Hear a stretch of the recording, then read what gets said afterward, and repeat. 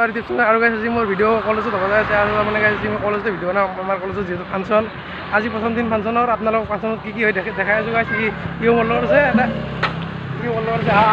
ফাংচনৰ কাৰণে চাই থাকক আমাৰ ফাংচন কলেজ কেনা দেখি দি আছোঁ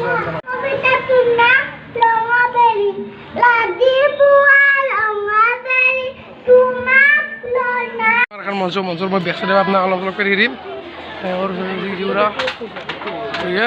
বাবা আসলে গান চলিছে গাইছ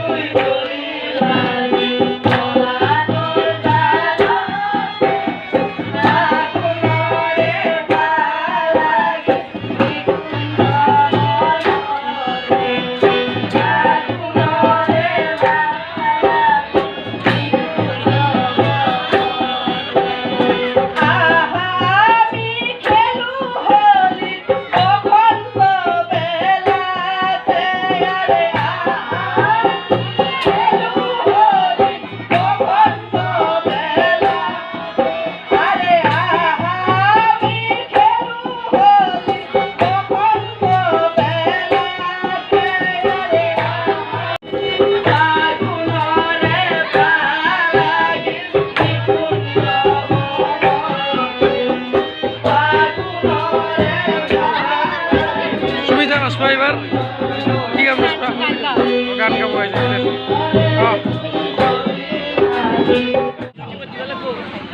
বোলে মা দেউতাই এডমিশন কৰি দিছে প্ৰাইভেট স্কুলত চৰকাৰী স্কুলত যি স্কুলে নহওক কিয় স্কুলত কিয় যাওঁ যিসকল পঞ্চম ষষ্ঠ এইটলৈ যিসকল আছে তেওঁলোকে বিশেষ বুজি পোৱা হোৱা নাই আৰু ইমান বুজি পাবও নালাগে কিন্তু যিসকল 9, 10, 11, 12 আছা তেওঁলোকে এইটো নিশ্চিত কৰিব লাগিব মগজুত যে স্কুল গৈ আছোঁ বহুতক যদি মই সোধোঁ 90% ল'ৰা ছোৱালীয়ে মই যদি কওঁ তোমালোকে কিয় স্কুলত আহিছা এতিয়া যদি মাতো এজনকে আজি সময় নাই বাচি গ'লা নহ'লে মই মাতিলোঁ হয় মাতি যদি সুধিলোঁ হয় 90% ছাত্ৰ ছাত্ৰীয়ে ক'ব মানে এটা বয়সত মানুহ স্কুল যায় সেইকাৰণে স্কুল আহিছোঁ চৰকাৰী স্কুলবিলাক অলপ আন্তঃগাঁথনি ভাল নহয় কাৰণে প্ৰাইভেট স্কুলত আহিছোঁ বাছ উত্তৰ যিসকল 8, 9, 10, 11, 12 আছা এটা লক্ষ্য স্থিৰ কৰা যে মই এই কাৰণত স্কুল আহিছোঁ মই মেট্ৰিক পাছ কৰিম তাৰপিছত মই হায়াৰ ছেকেণ্ডেৰী ল'ম ছায়েন্স নে আৰ্টছ ল'ম তাৰপিছত মই BA কৰিম BSc কৰিম নে কিবা বেলেগ কৰিম আজিয়ে সিদ্ধান্ত লোৱা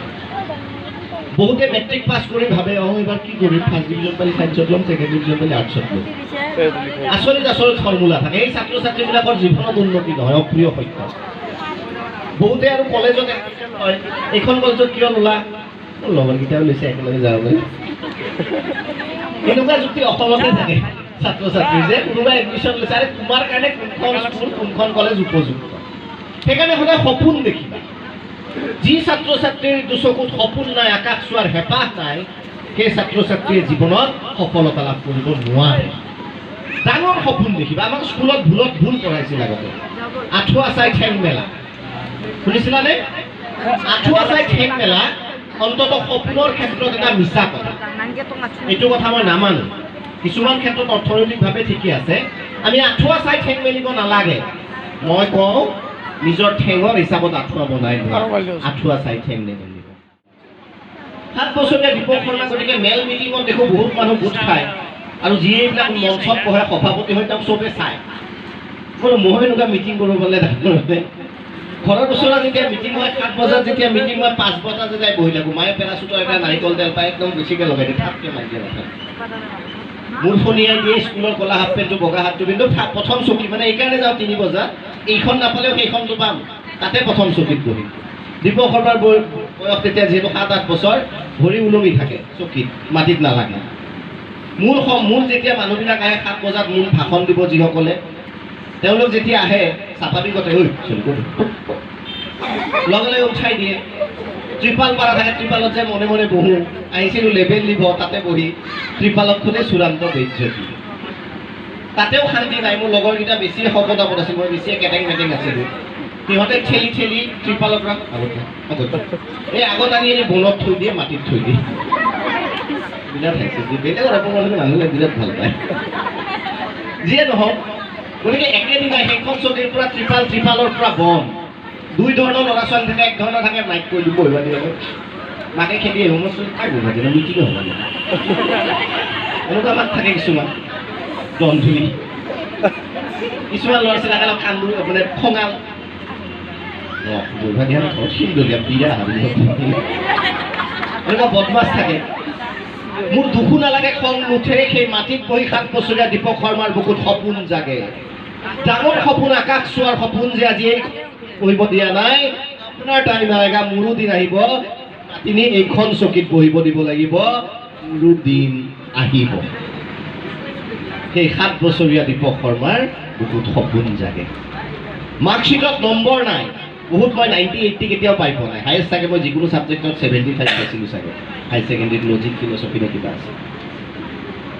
মাৰ্কশ্বিটত নম্বৰ নাই দেউতাৰ পকেটত পইচা নাই অৰ্থাৎ ঘৰত এনেকুৱা নহয় যে দুই ধৰণে মানুহ মিটিঙত মাতিব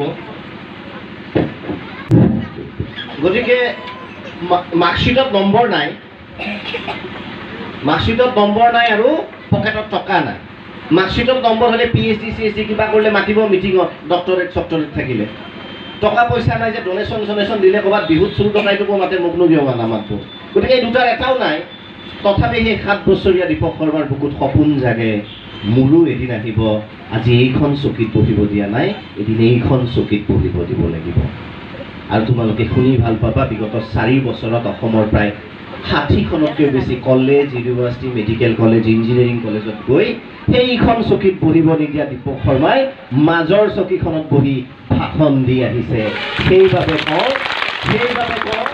সপোন ডাঙৰ দেখিবা হিন্দীত কয় নিজৰ অকাদৰ বাহিৰত যায় সপোন দেখিবা আমি সৰু ঘৰত জন্ম পাব পাৰোঁ আমি মাৰ্কশ্বিটত যে ইমান নম্বৰ পাইছোঁ সেইটোও নহয় কিন্তু জীৱনত এটা পৰিকল্পনা লাগে যি পৰিকল্পনাৰ যোগেদি তোমালোকে আগবাঢ়ি যাবা সেই সপোন যাৰ নাই তেওঁলোকে সপোনত কেতিয়াও সপোনবোৰ সফলতা লাভ কৰিব নোৱাৰে এইটো খুব গুৰুত্বপূৰ্ণ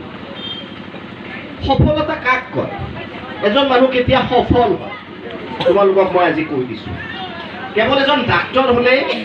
মানুহ সফল নহয় কেৱল এজন ইঞ্জিনিয়াৰ হ'লে মানুহ সফল নহয় কেৱল এগৰাকী নৃত্যশিল্পী হ'লে একদম গোটেই নাম হৈ গৈছে নহয়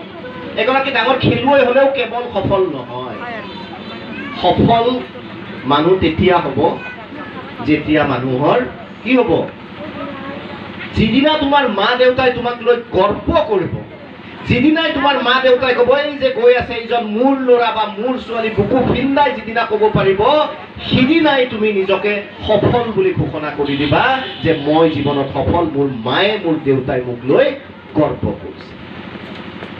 মই সাংঘাতিক সফল মানুহ নিজে কওঁ বহুতে কয় নাই মই একো নাজানো সফলতা পোৱা নাই জীৱনত চেষ্টা কৰি আছোঁ মই কওঁ নহয় মই সফল সাংঘাতিক সফল কাৰণ মোৰ ঘৰত যেতিয়া এগৰাকী মহিলা যায় মোৰ মায়ে বৰ বুদ্ধিয়ক একো নুসুধাকে কয় আজিকালি বৰ একদম মোৰ অশান্তি হৈ গৈছে একো নোধে জানে কি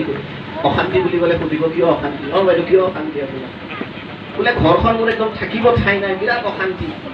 বোলে ঠিকে আছে আপোনাৰ ঘৰটো ইমান সৰু নহয় বোলে নহয় মেইন কথা সেইটো নহয় অলপ 60-65 বছৰ হ'লে মানুহে মেল মিটিঙত এনেকুৱাত মাতে আমাৰ ইয়াত এই সম্বৰ্ধনা জাপি গামোচা মোৰ 2টা ৰুম ব্লক কৰি লৈছে মোৰ বহুত খং উঠে ইয়াকে ইমান মাতে মাথাৰ তুলি থয় কাষৰ বোৰত বহি থকা দীপক শৰ্মাৰ বুকু ফুলি হিমালয়ৰ নিচিনা হয় আৰু মই কওঁ মই এজন সফল ব্যক্তি কাৰণ মোৰ আয়ে মোক লৈ স্বাভিমানী হৈছে গৌৰৱ কৰিছে সেই যিটো মমেণ্ট তুমি ডাক্তৰে হোৱা ইঞ্জিনিয়াৰে হোৱা আমুকে নোহোৱা যদি তুমি সৎ নোহোৱা আনক যদি ঠগ প্ৰবঞ্চনা কৰা তোমাৰ মা দেউতাই তোমাক কেতিয়ালৈ গৌৰৱ আমাৰ ইয়াত আজিকালি খুব যিটো প্ৰতিযোগিতা চলে ডাক্তৰ হ'ব লাগিব ইঞ্জিনিয়াৰ হ'ব নালাগে সুখ চেষ্টা কৰিবা কিন্তু সুখ আৰু সফলতা দুটা বেলেগ বস্তু যি মা দেউতাই আমাক জন্ম দি ডাঙৰ কৰিছে কোনোবাই ইয়াৰ পৰা ডাক্তৰ হৈ যদি আমেৰিকাত থাকা আৰু মা দেউতাৰ অন্তিম মুহূৰ্তত যদি মায়ে বাবাটোক চাম মাটোক চাম বুলি চকুৰ হেঁপাহত যদি মৃত্যুবৰণ কৰিবলগীয়া হয় তাতে সন্মুখৰ পথাৰত খেতি কৰি থাকা মাৰ বেমাৰৰ সময়ত মূৰত হাত থৈ ক'বা অ' মা একো নহয় মই আছোঁ মই তোক শুশ্ৰূষা কৰিম তেনেকুৱা লক্ষ্য বান্ধি লোৱা জীৱনত সন্মান নিজৰ পিতৃ মাতৃৰ প্ৰতি ডাঙৰ এইটো বয়সত মা দেউতাক অলপ এতিয়া নহয় 5, 6, 7, 8, 9, 10 ঠিকে থাকে ল'ৰা ছোৱালীবিলাক বাবু আহিছে না বুলি আহি যায় 9-10 পোৱাৰ লগে লগে অলপ দাড়ি চাৰি গজিব আৰম্ভ কৰে ল'ৰাবিলাকৰ। 9-10 হাই ছেকেণ্ডেৰী পোৱাৰ লগে লগে এইটো গজে, কি গজে? পাখি। গানতে আছে নহয়, পাখিতেই পাখি লগায়। তেতিয়া মা দেউতাৰ কথাবিলাক কেং কেং কৰা যেন লাগে। ইমান বকি থাকাই, মোবাইল নাচাবা ৰ। এই কথাটো এটা মই তোমাক সাধুৰে, এই যে মা দেউতাই যে আমি বকি থকা বুলি কওঁ, এই যে মা দেউতাই কেং কেং কৰি থকা বুলি কওঁ, যিদিনাই এই বকি থকা বা কেং কেং নকৰিব সিদিনাখনৰ পৰাই আমাৰ জীৱনৰ পতন আৰম্ভ হ'ব বুলি ধৰি নাপায়। এজন ল'ৰা আছিল, ক্লাছ 10ত পঢ়ে, সদায় খং কৰে দেউতাকক। দেউতা তুমি ইমান বকি থাকা, ইমান কেং কেং কৰি থাকা, ইটো নকৰিবি, সিটো নকৰিবি, ইটো নাখাবি, সিটো নাখাবি।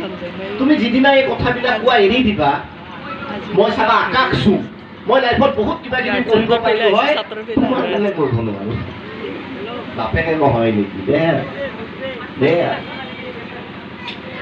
দেউতাকে এদিন ল'ৰাজনক লৈ চিলা উৰুৱাবলৈ গ'ল। চিলা জানা নহয়? আকাশত চিলা উৰুৱাই আছে, আৰু চিলা উৰুৱালে তোমালোকে গম পাবা তলফালে এনেকৈ টানি মানে চিলাটো কণ্ট্ৰলত ৰাখিবৰ কাৰণে। পুতেকে ভাবিলে দেউতাকক কথা কোৱা এই উপযুক্ত সময়। দেউতাকক ক'লে, বোলে দেউতা এই যে চিলাখন দেখিছা, ইয়াৰ আৰু মোৰ জীৱন চেম টু চেম। বাপেকে ক'লে বেটা জীৱন আৰম্ভ হ'লে বোলে চেম টু চেম কিয়?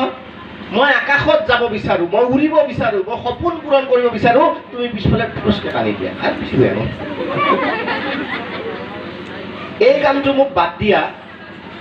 এই কামটো কৰা তুমি বাদ দিয়া, চাবা মই আকাশত ওপৰলৈ যাম। বাপেকে ক'লে হয় নেকি?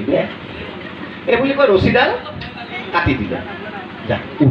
পুৰা ওপৰত উৰি গ'ল চিলা। ল'ৰাটোৱে ক'লে দেউতা চোৱা, তুমি কণ্ট্ৰলটো এৰি দিয়ে, টানি চাকা পিছফালৰ পৰা স্বভাৱটো এৰি দিয়াৰ লগে লগে চিলাখন কিমান ওপৰলৈ গ'ল চোৱা, তুমিও মোক এনেকুৱাই কৰিবা আজিৰ পৰা। বাপেকে ক'লে মনে মনে থাক 10 মিনিট, এই কি 10 ছেকেণ্ড। অলপ পিছত চিলাখন উৰি উৰি আহি মাটিত ঝপচকে পৰিল। বাপেকে ক'লে চা অৱস্থা, তোৰো সেই অৱস্থা হ'ব। অৰ্থাৎ এই মা দেউতাই যে আমাক গালি পাৰি থাকে, আমাক যে নিয়ন্ত্ৰণ কৰি থাকে, যে ইফালে ইফালে নাযাবি, যিদিনাই সেই কাম কৰাটো বন্ধ কৰি দিব আমাৰ অৱস্থা সেই চিলাৰ নিচিনা হ'ব। লগ বন্ধুৰ লগত এনেকৈ অকণমান সময় উৰি ফুৰিম, কিন্তু যিদিনা মাটিত পৰিম ইমান বেয়াকৈ পৰিম আমি কেতিয়াও উঠিব নোৱাৰোঁ। সেইকাৰণে মা দেউতাই যিখিনি কথা কয় সেইখিনি কেং কেং বুলি নধৰিম। এই কথাটো খুব বেছি গুৰুত্ব। মই শেষ কৰিম আৰু মোৰ মানে মিটিং এখনো আছে আৰু এটা গুৱাহাটীতে, আৰু মোৰ নিউজ আছে 6টাৰ পৰা, সেইকাৰণে আগতে ক্ষমা বিচাৰিছোঁ। এইটো কৈ মই গুচি যাম। 6 বজাৰ পৰা আকৌ এখন মিটিং কৰি 6 বজাত টিভিত নিউজ আছে, 2 ঘণ্টাৰ গৈ যাব লাগিব। কষ্ট কৰিব পাৰিব লাগে, ছেক্ৰিফাইচ অবিহনে পৃথিৱীত কোনো মানুহ সফল নহয়। এই যে আজি চিকিউৰিটি এজেঞ্চিৰ দাদা যিটো কথা ক'লে, মই নাজানো, ইমান ব্যক্তিগতভাৱে তেখেতক নাজানো, কিন্তু মই জানো যে তাৰ আঁৰত হাজাৰ ছেক্ৰিফাইচ আছে, হাজাৰটা ছেক্ৰিফাইচ আছে জীৱনত। আৰু এটা ছেক্ৰিফাইচৰ জৰিয়তে, ত্যাগৰ জৰিয়তে মানুহ সফল হয়। 7টা বজাত উঠি স্কুলত আহি ঘৰত যাব মোবাইল পাৰিলে কিতাপ অলপ বা পঢ়ছো দে, তেনেকে পৃথিৱীত কোনো মানুহ সফল নহয়। সফলতা ইমান সহজ হোৱা হ'লে পৃথিৱীত সকলো মানুহে সফল হ'ব পাৰিলেহেঁতেন। কষ্ট কৰিব লাগিব, ত্যাগ কৰিব পাৰিব লাগিব। 4জন লগৰ ল'ৰাই ৰাতি ক্ৰিকেট খেলে, ছাপ'জ ক্ৰিকেট খেলাৰ পিছত 2 ঘণ্টা আড্ডা মাৰে। ল'ৰাবিলাকৰ এটা ছিষ্টেম থাকে, যেতিয়া খেলে ফিল্ডত যায়, খেলা শেষ হোৱাৰ পিছত আজিকালি কৈছে নেখেলো, তাৰপিছত আড্ডাত বহে অলপ, মানে 5টা 7টালৈ আন্ধাৰত ফিল্ডতে কথা পাতি থাকে। বায়'লজি কেমেষ্ট্ৰি চব তাতে শিকে, যিয়ে নহয়। এতিয়া সেই যে উঠি আহিব মন নাযাব, কিন্তু যিজন ল'ৰাই খেলাটো খেলিবই লাগিব, 5 বজাত খেল শেষ হোৱাৰ পিছত উঠি গৈ ইজনে টেবুলত বহিব পাৰিব, নিজৰ মনটোক ত্যাগ কৰিব পাৰিব, সিদিনাখন সেই সন্তানজন সফল হ'ব। ৰাম কোন আছিল? ৰাম অযোধ্যাৰ ৰাজকুমাৰ, হয়নে? এজন সাধাৰণ মানুহ। কিমান আছিলে সেইটো সময়ত? হাজাৰ হাজাৰ ৰাজকুমাৰ আছিল, কোনে গুৰুত্ব দিলে হয়? কিন্তু যিদিনাই ৰামে ৰাজপ্ৰাসাদ এৰি দিলে, যিদিনাই ৰামে অলংকাৰ এৰি দিলে, যিদিনাই ৰামে খাদ্য এৰি দিলে, মানে অট্টালিকাৰ খাদ্য এৰি দিলে, হাবিত গৈ জংঘলত থাকি 14 বছৰ পিছত যেতিয়া ঘূৰি আহিল, গৈছিল ৰাম হিচাপে, আহোঁতে হৈ গ'ল ভগৱান শ্ৰীৰাম। ত্যাগ কৰিলে মানুহ মহান। তোমালোকে ডাঙৰ ত্যাগ কৰিব নালাগে, তোমালোকে ঘৰ বাৰীও এৰিব নালাগে, মোবাইলো এৰিব নালাগে। আৰু আজি যদি মই কওঁ মোবাইল নচলাবা মিছা কথা, ঘৰত যে চবেই চলোৱা, মই ক'ব বিচাৰিছোঁ কমকৈ চলোৱা। আৰু মোবাইল চলাব যিয়ে জানে ক্লাছ 8, 9, 10ত নিয়ন্ত্ৰিতভাৱে, ইয়াৰ পৰা তুমি ইমান ইনফৰ্মেশ্যন পাব পাৰা এই মোবাইলৰ জৰিয়তে, তুমি জীৱনত অসম্ভৱকো সম্ভৱ কৰিব পাৰা ইয়াৰ পজিটিভ ব্যৱহাৰে। মোবাইল বেয়া নহয়, বহুতে কয়